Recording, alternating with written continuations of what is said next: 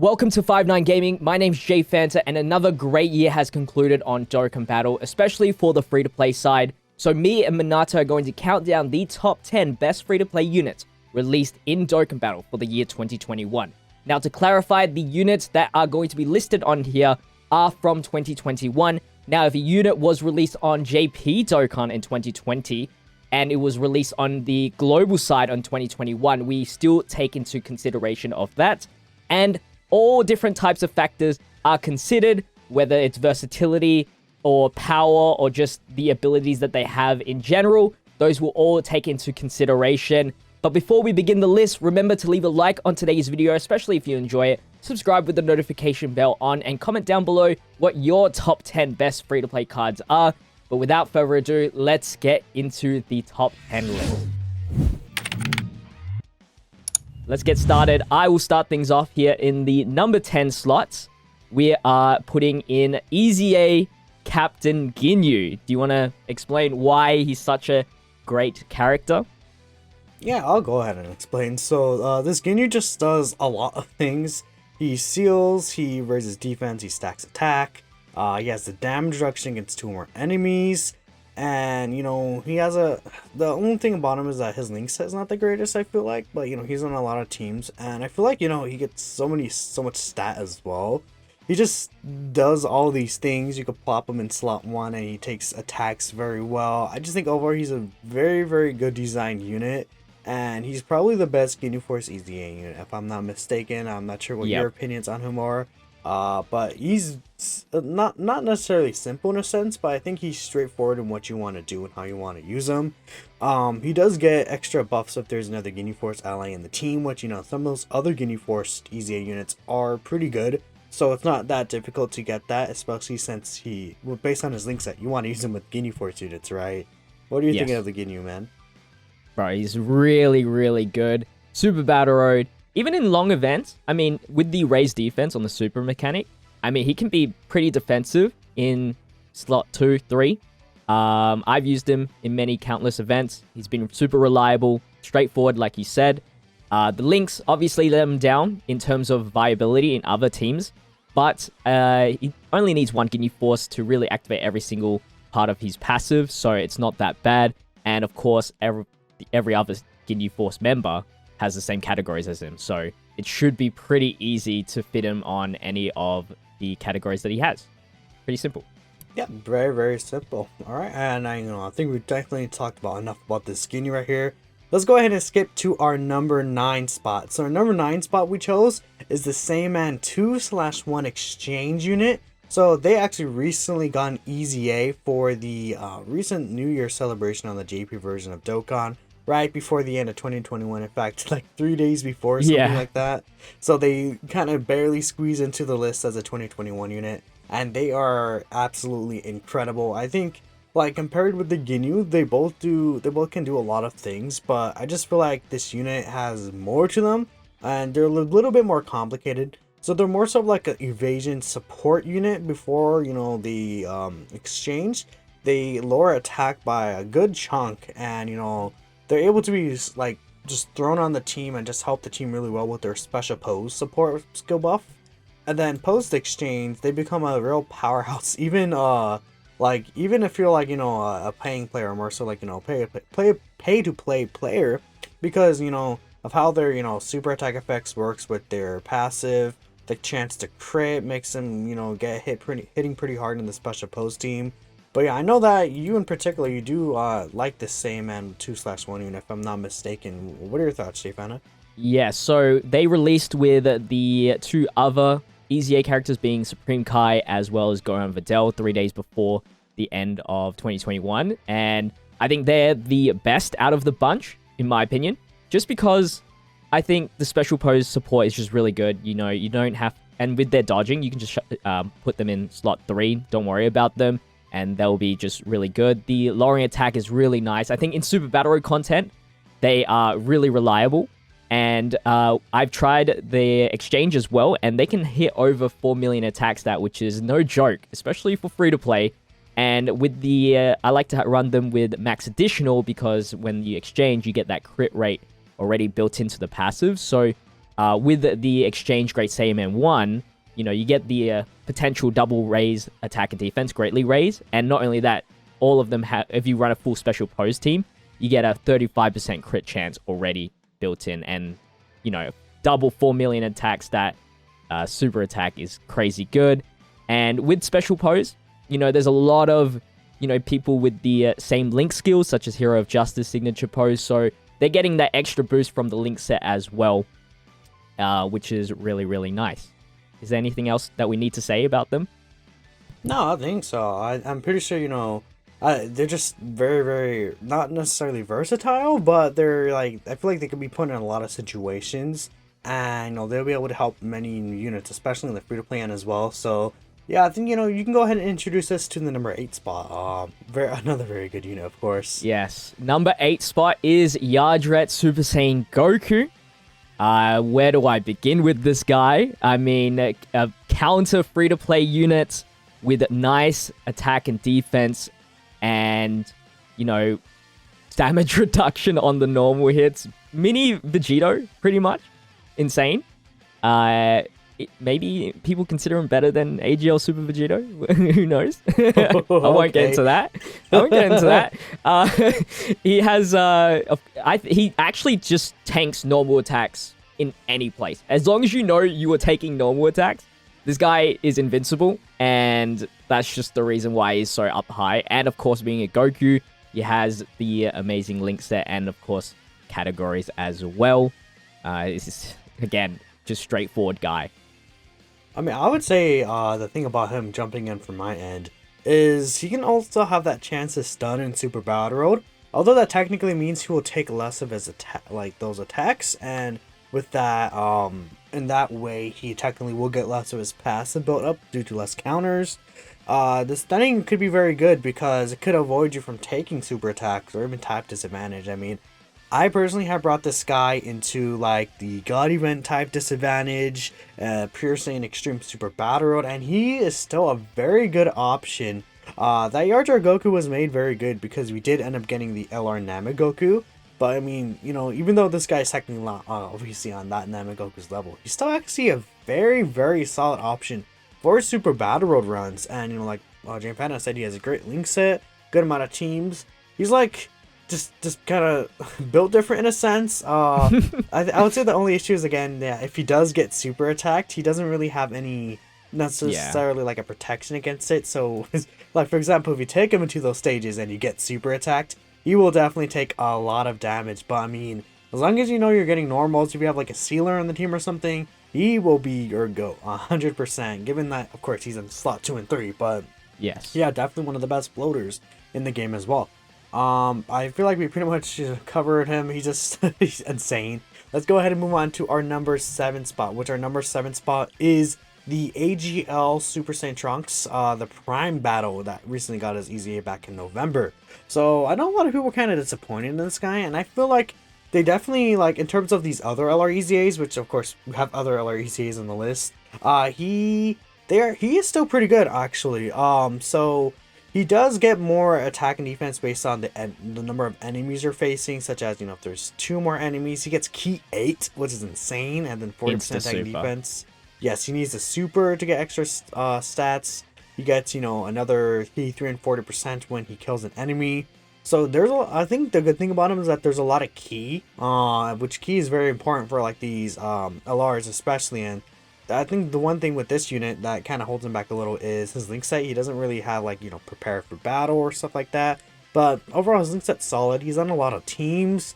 I feel like he could definitely help you in many difficult content. But he's just overall powerful unit, and I think just in general, he just does more than like the Yardred Goku does necessarily in terms of like being across the entire game, and he'll probably tank like super attacks better. But what are your thoughts on him? Yeah, so Super Battle Road, hands down, just really, really strong. The leader skill is very good for free-to-play. I mean, Future Saga 130%, we're like hitting the territory of like the older LR leader skills. And I think the only drawback, other than the link set that you just explained, is that, yes, he does kind of need to kill an enemy to get that extra 40% attack defense, which is actually really important. And if there's like Future Saga where you first sell the single target, he doesn't get that ever. So that is unfortunate. And of course, in single target boss fights like LG and stuff like that, he's just alright, as long as you get the kill. And then you just like start 12 key super attacking at that point. And just so he just becomes a decently defensive guy. And that's why I think he's not that high in the list. But I still think he's respected enough to just at least top 10 at least for this year. All right, so we should move on to the number, what are we on? 6 spot. Number 6 spot. Yeah, number 6. We have Great Saiyaman LR 1 and 2. Another Easy A LR. You're going to see a lot more of these. Where do we begin? So, just like Great Saiyaman 2 and 1, but pretty much more jacked in a way where they support all superclass allies, key +4 and defense +50%, which is very impressive. Not only that, they have now attack stats, so they are at least somewhat decent in damage. The raise attack and defense on both super attack mechanics makes them even more defensive, and I really like their ultra super attack where they raise superclass allies attack and defense, or just attack by 30% for 2 turns. So not only does he raise, or they raise, the allies for this turn, but the next turn onwards, they get the boost as well, making your just whole team really, really strong. And not to mention, I know like the restrictions a little bit iffy sometimes, but the super types, allies key +3 and 130%, as long as you have all 5 super types, is really awesome, and maybe might be used more often if like Vegito Blue Easy A's this year, the tech one. So yeah, just in general, just a better tech Great Saiyaman 2 and 1. I mean, yeah, I would agree with that. I think the very powerful thing about them, in my opinion, is the 4 key and 50% defense is superclass, because that's just a really wide range of units. We got a lot more superclass units than extreme class units, so them giving 4 key to like a bunch of like LRs like on Boo Saga, Join Forces, you know, the extra defense buff can definitely be very, very helpful. Now I feel like the only thing is that these guys get a lot of additional things against extreme class enemies, which as I just talked about, we get more super class units and extreme class units. So even though their support buff technically gets better, their actual performance in game kind of suffers by not getting as many extreme class units, because in turn you won't have as many extreme class enemies. Just from my eye personally seen, but you know, I've always loved the Saiyaman unit.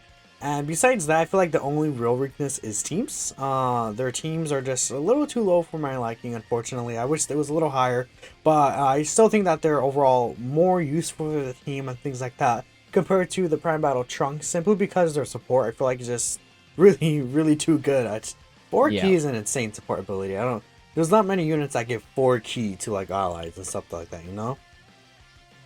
Alright, and I think we did pretty much talk a good amount for this Saiyaman unit, so let's go ahead and move on to our number 5 spot.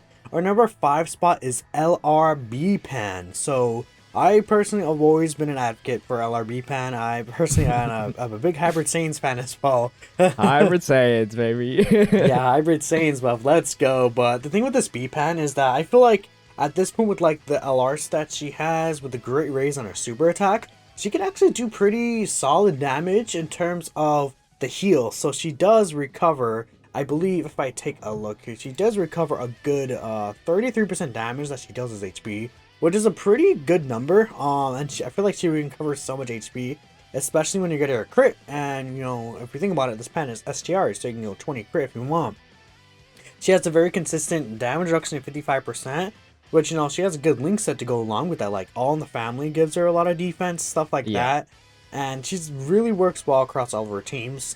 And the one thing that I feel like really pushes her above the Saiyaman is that active skill. It's very easy to get off just turn 3. And she gives all allies a 33% attack buff. Could be a really big changer in Super Battle. Not only for the units around you, but for her as well. Because that'll in turn lead her to heal you, like full heal you. I feel like I've seen in some situations. And on top of that, she has this extra key and chance to stun. I just think I really like this Pan's design, and I feel like, you know, although she has a high chances for the keys, she feels very consistent to me.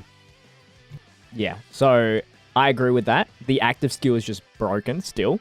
33% attack to all allies. The healing is amazing. I feel like I don't put her as high because unless you get All in the Family, which fair enough, is very easy to get. But if that's not activated, she can technically take some damage in ESBR, the last parts of the long events, which makes her a little bit unreliable. And if you don't get the crit, then she cannot do that much damage. So I would build her with as much critical as possible because you kind of don't need the greatly raised attack, or the super attack, the additional attack, unless I don't know how much health you need, but yeah. So sometimes she can be unreliable, which I hate sometimes. But other than that, like, she's awesome, and that's it. I'm sure you want to go ahead and introduce us to our lovely number 4 spot. Definitely a very strong unit as well. I know that you definitely liked this unit when he first came out as well, correct? Yeah, so number 4 spot is Ella EZA Frieza. Back in the mid-year tier list that we did, I put him really high, but he has definitely aged just a little bit. I feel like him excelling in the first slot and not having too much defense can be a liability, but he still does a lot of damage. Maybe not as compared to the later spots that we have here. The greatly lowering attack is still awesome, and the greatly raised attack and defense on the 12 key. The link set is just amazing still. Like, that won't change. And the amount of categories that he has also makes him a really versatile unit. I tend to use him a lot just because of his leader skill and how many categories he has, because free-to-play only can lack in leader skills sometimes and just strong characters. So he has a high spot in my list. Any opinions on this Ella Frieza? What do you think about him? So what I would say is, I just like that, 100% of the time, unless you put him in slot 2, I guess, that you know what you're going to get with this unit. He has a very strong link set, a lot of teams. He's very consistent with ki, because, he gets the ki through when attacking superclass enemies, which again, I feel like we value that a little more because superclass enemies are way more common. Yeah. He gets a lot of stats on super attack as well. And in turn, that just allows him to do actually pretty big numbers, considering that. So the thing with these older free-to-play LRs is that they have like summonable LR stats. Even nowadays, like this guy is 21,000 attack, 12k defense. Free-to-play units nowadays don't really get those level of stats. So that's why this Frieza with his link set still hits incredibly hard and gets to very solid defensive stats. Now, the only thing with me about him is that I feel like he definitely will age well as a third attacker in the turn. I just feel that, in some situations, maybe you want to put him like in the second slot, for instance, and not being able to work in the second slot can hurt at times. Yeah. Along with that, I feel that, as a first slot unit, which sometimes you would want to run him as a 4th slot unit, but he takes too much damage before he attacks himself. There could be small issues with that, but I think, we've all been seeing this Frieza aids very well. I mean, technically on JP, he is a 2020 unit. On Global, he came out earlier this year, which is why he's definitely much, like, entitled to be on this list, and he's still very amazing.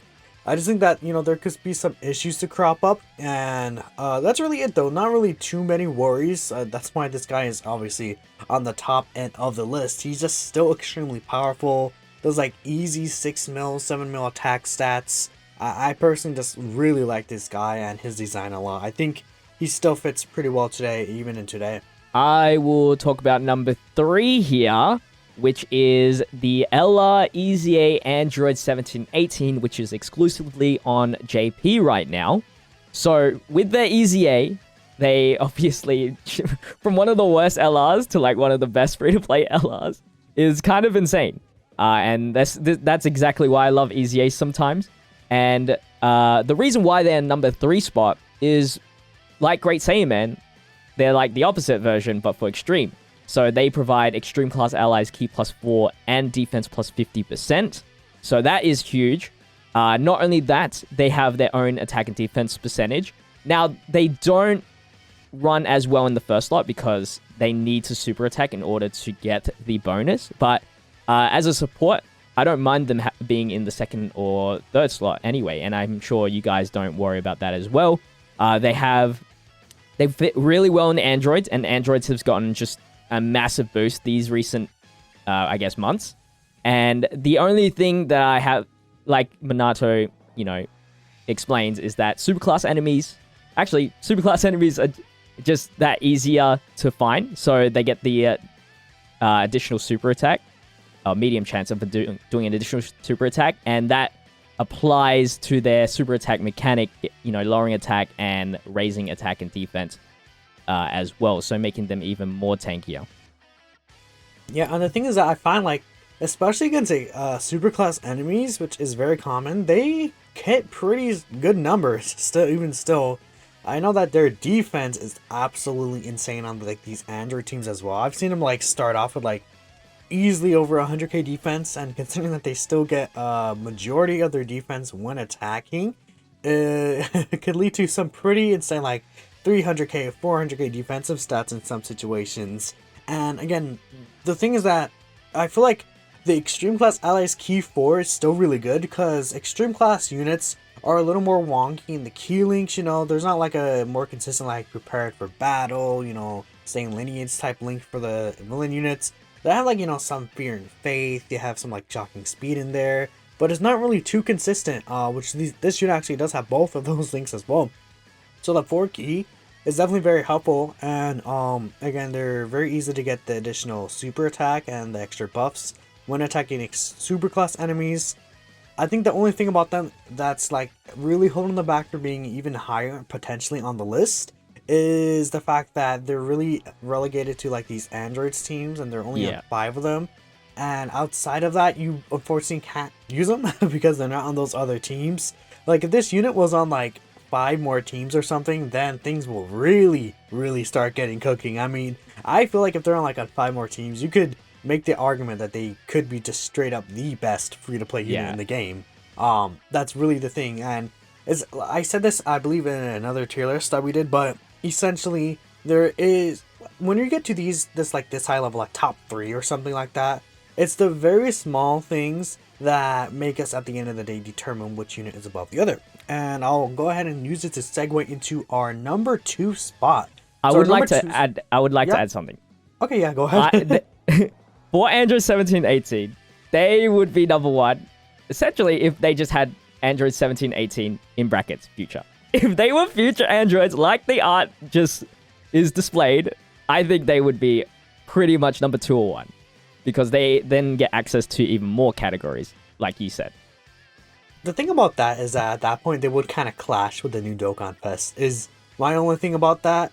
But I mean, I guess that's true. They would get, in terms of just the unit themselves, they would be better if they were actually the future version. Because they'd be in way more teams. We know how many teams the Dokkan Fest androids are on, so yeah, that would be pretty helpful for them in general, and in terms of being placed on other teams. But yeah, again, the team issue is really what made us choose for them to be 3 over the second unit, which the second unit would be our Version Z Goku, the Kaioken Goku LR that came out very recently on JP. He came out like mid-November, I believe. So the reason why this guy we feel better than the LR android is because even though he's similar to the same man in terms of he wants to be attacking extreme class enemies, I feel like it's not like necessarily much of a necessity compared to that unit. And this guy is a Saiyan, so of course he has many more category teams. He has many better links as a Saiyan, and on top of that, he does give his support buff to all allies. 2 key and 30% attack and defense to all allies means that it doesn't necessarily have to be super extreme class. It's legitimately just the biggest wide range that you could possibly get in the game. He's just very powerful. He puts up pretty good stats, especially defensively, I found. Once you have especially All in the Family and stuff like that active, which again, the All in the Family link has been getting a lot of good units this year, and even in the previous year. My only concern with this unit is I feel like he can be a little key hungry, because he doesn't get too much key in his passive, especially when he's not facing an extreme class enemy, which could be an issue, but other than that, even his active skill condition is pretty easy to get off as well. What are your thoughts on the Version Z Goku? As he's really good, just because like the active skill is unique in itself because you don't get that many free-to-play cards with active skills.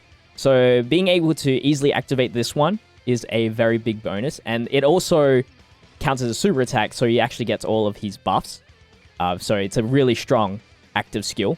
And with your key issue, even though he has key issues, at least his 12 key allows him to raise attack and defense. So he can still be defensively good, even though you lack the 18 key sometimes. The issue is, yes, he needs the Verse Extreme class if you want to do the most amount of damage. And there is a big difference, I feel like, the extra 59%. Like, it can change, like, 2 million extra attack or something like that. I don't know the calculations, but it is a lot of extra attack that he does miss out. But because he's a Goku, like you said, he's super versatile in just getting categories, because they love to make a lot of different categories, and usually Gokus tend to be in those categories. And for a beginner, like this, easily getting this character in the first day is insane.